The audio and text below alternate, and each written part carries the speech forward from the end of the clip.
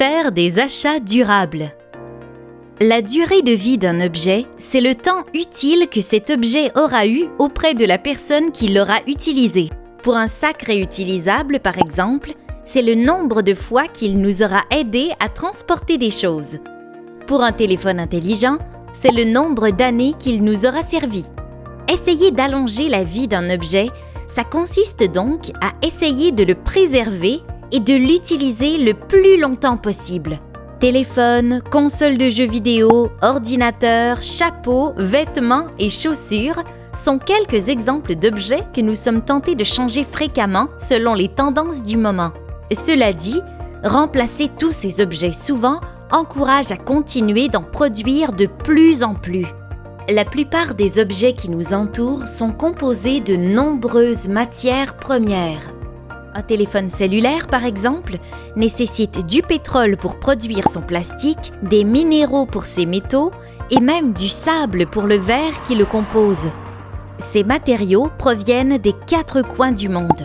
La production de ces objets implique donc une grande quantité de ressources et d'étapes de fabrication qui émettent des GES. Donc, chaque fois que l'on remplace un objet avant sa fin de vie, on reproduit une nouvelle fois tous ses impacts sur l'environnement. L'humain peut résoudre ce problème. Pourquoi ne pas s'inspirer de la nature pour trouver la solution?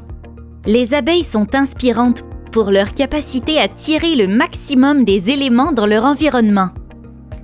Comme avec son utilisation du nectar pour le transformer en miel ou pour créer de la cire. Comme les abeilles, on peut nous aussi chercher à allonger la vie des objets qui nous entourent en tirant le maximum de ce qu'ils peuvent offrir. Avant tout, tu peux apprendre à te poser la question « En ai-je vraiment besoin ?» Une question toute simple qui nous permet d'éviter d'acheter des produits non nécessaires et de voir qu'un objet que l'on a déjà peut encore servir. Un grand défi que nous avons est de résister à cette tentation d'avoir toujours l'objet le plus récent ou le plus à la mode.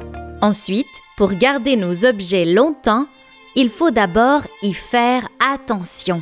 Puis, on peut valoriser la réparation, que ce soit pour une fermeture éclair brisée, des batteries d'ordinateur désuètes, un écran de téléphone intelligent craqué, des semelles usées par la vie, les solutions de réparation sont multiples. Et une fois que la réparation est faite, rappelons-nous que ce qui n'a plus d'intérêt pour nous peut encore faire la joie d'un autre. Finalement, une fois que l'on connaît tous ces trucs, on peut choisir des objets qui sont réutilisables et réparables pour prévoir leur durée de vie. Soyons sages. Engageons-nous dans des défis comme ceux de carbone scolaire.